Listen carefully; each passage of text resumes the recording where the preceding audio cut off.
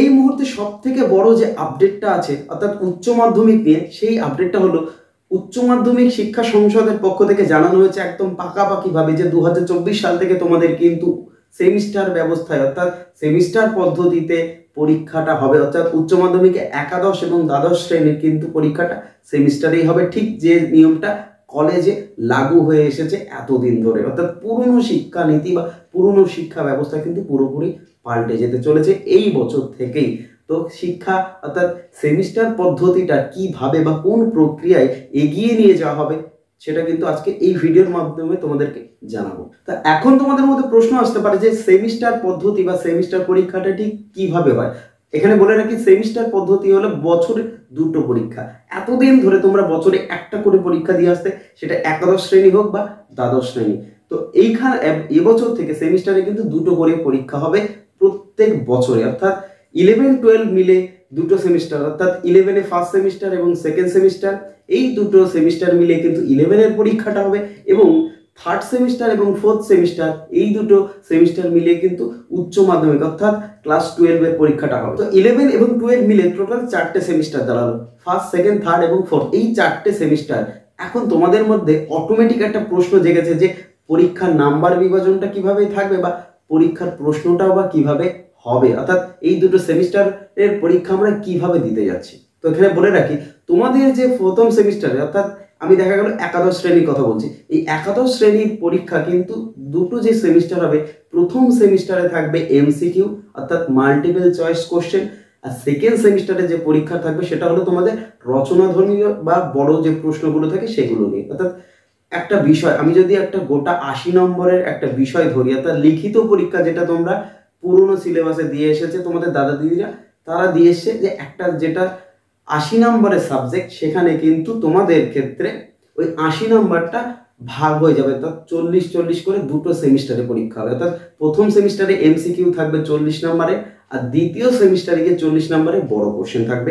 এই টোটাল একটা সাবজেক্টে 80 নাম্বার মিলিয়ে কিন্তু তোমাদের পরীক্ষা হবে। ঠিক একই রকম ভাবে দ্বাদশ শ্রেণীতে, অর্থাৎ দ্বাদশ শ্রেণীর ক্ষেত্রে যদি একটা বিষয়ে 80 নম্বরের পরীক্ষা হয় লিখিতভাবে, তো সেখানে থাকবে 40 নম্বর এমসিকিউ এবং বাকি 40 নম্বর থাকবে এসএকিউ বা বাকি যে বড় কোশ্চেনগুলো থাকে এই ধরনের। অর্থাৎ তোমরা 11-এর ক্ষেত্রে ফার্স্ট সেমিস্টারে দেবে এমসিকিউ এর পরীক্ষা, আর সেকেন্ড সেমিস্টারে দেবে কিন্তু বড় কোশ্চেনের পরীক্ষা। এখন কথা হচ্ছে মার্কশিটটা কিভাবে তৈরি হবে, অর্থাৎ 11 এবং 12 এই দুটো পরীক্ষা মিলিয়ে কি উচ্চ মাধ্যমিকের মার্কশিট তৈরি হবে? এক্ষেত্রে একটু বলে রাখি, না বন্ধু, এই মার্কশিটটা অর্থাৎ উচ্চ মাধ্যমিকের মার্কশিটটা তৈরি হবে শুধুমাত্র ক্লাস 12-এর পরীক্ষার ভিত্তিতে। এখন কথা হচ্ছে, তাহলে 11-এর পরীক্ষাটা কি আমার দেওয়া লাগবে? অবশ্যই। 11-এর পরীক্ষা যদি তুমি না দাও, অর্থাৎ 11-এ যদি তুমি পাস না করতে পারো, তাহলে কিন্তু তুমি দ্বাদশ শ্রেণী উচ্চ মাধ্যমিক পরীক্ষা দিতে পারবে না, অর্থাৎ দ্বাদশ শ্রেণীকে তোমাকে তোলা হবে না।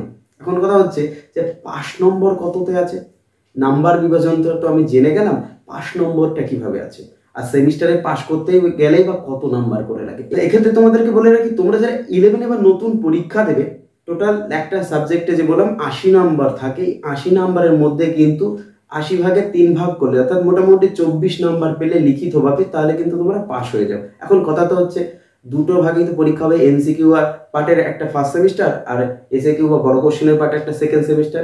এখন কথা হচ্ছে যদি আমি দেখা গেল এমসিকিউ অর্থাৎ ফার্স্ট সেমিস্টারে 10 পেলাম, সেক্ষেত্রে আমাকে তো এখনো বাকি 14টা নাম্বার পেতে হবে যদি 24 পেতে যায়। তো কথা হচ্ছে দেখা গেল তুমি ফার্স্ট সেমিস্টারে 10 নম্বর পেয়েছো, এখনো তোমার দরকার কত? 14 নম্বর মিনিমাম পাস করার, মিনিমাম পাসের যে নাম্বারটা সেটা পেতে গেলে। তা এই 10 নম্বর এবং সেকেন্ড সেমিস্টারে যে তুমি 40 নম্বর পরীক্ষা দিচ্ছ, এখান থেকে তুমি যদি মিনিমাম 14 নম্বর পেয়ে যাও, তাহলে 14 আর 10-এ 24 নম্বর।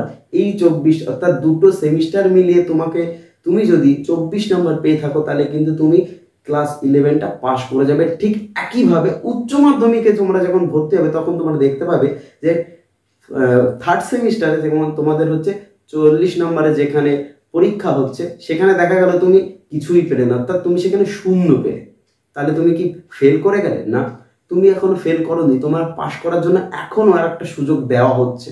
সেটা হচ্ছে তুমি যে ফোর্থ সেমিস্টারে গিয়ে বড় কোশ্চেনের পরীক্ষা দিচ্ছ, সেখানে তোমাকে লিখে কিন্তু মিনিমাম 40 নাম্বার পেতেই হতো বা পেতেই হবে, তাহলে কিন্তু না হলে কিন্তু তুমি পাস করতে পারবে না। অর্থাৎ তোমরা এটুকু বুঝতে পেরেছো যে দুটো সেমিস্টার মিলিয়ে আমাকে 80 নম্বরের মধ্যে, অর্থাৎ লিখিত 80 নম্বরের মধ্যে 24টা নাম্বার তুলতেই হবে, না হলে কিন্তু আমি ফেল করে যাব।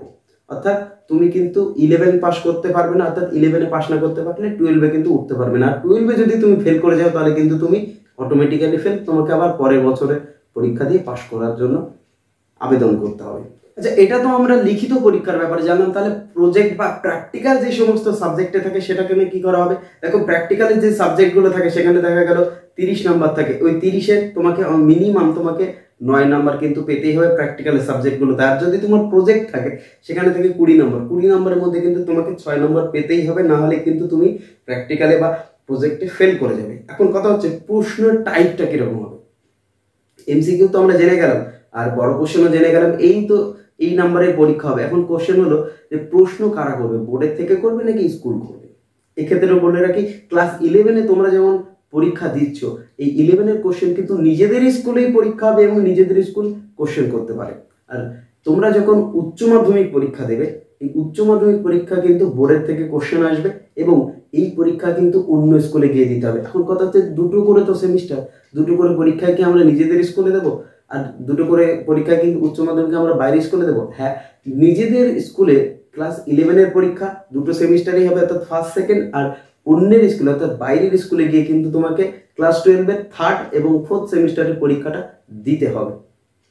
তো এখন তোমাদের মনে প্রশ্ন আসতে পারে যে সেমিস্টার পদ্ধতি চালু হয়ে কি আমাদের লস হয়ে গেল না নাকি লাভ হলো? অর্থাৎ আমরা কি পরীক্ষায় বেশি নাম্বার তুলতে পারবো নাকি কম নাম্বার? এক্ষেত্রে আমার যেটা ব্যক্তিগত মতামত, যে এই সেমিস্টার পদ্ধতি চালু হওয়ার ক্ষেত্রে তোমাদের কিন্তু অবশ্যই উপকার হয়েছে। অর্থাৎ তোমাদের নাম্বার তোলার ক্ষেত্রে কিন্তু তোমরা একটু সাহায্য পাবে, যেহেতু তোমাদের দুটো হাফে পরীক্ষা হচ্ছে এবং দুরকম ভাবে পরীক্ষা হচ্ছে, সেক্ষেত্রে তোমরা কিন্তু একটু এগিয়ে থাকবে। তো এই ব্যাপারে তোমাদের মতামতটা কিন্তু অবশ্যই কমেন্ট বক্সে লিখে জানিয়ে দেবে যে তোমাদের কি মনে হচ্ছে যে তোমরা নাম্বার কি বেশি তুলতে পারবে নাকি নাম্বার কম তুলতে পারবে। তো সিলেবাসের ক্ষেত্রে আসে, অর্থাৎ সিলেবাস কি পরিবর্তন হচ্ছে নাকি একই রকম সিলেবাস আছে? এক্ষেত্রে একটু বলে রাখি, সিলেবাসের কিন্তু এমন অনেক সাবজেক্ট আছে।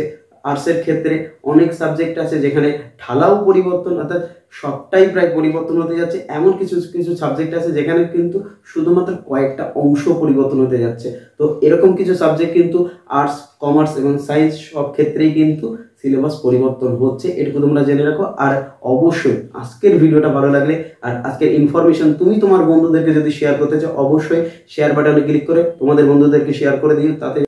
আর ভিডিওটা কিন্তু ভালো লাগলে অবশ্যই একটা করে লাইক করে দিও। আর চ্যানেলে নতুন হয়ে থাকলে বন্ধু অবশ্যই চ্যানেলটিকে সাবস্ক্রাইব করে দিও তোমার পছন্দ হলে অবশ্যই। আর আজকের ভিডিওটা কেমন লাগলো কমেন্ট বক্সে কিন্তু অবশ্যই কমেন্ট করে জানিও।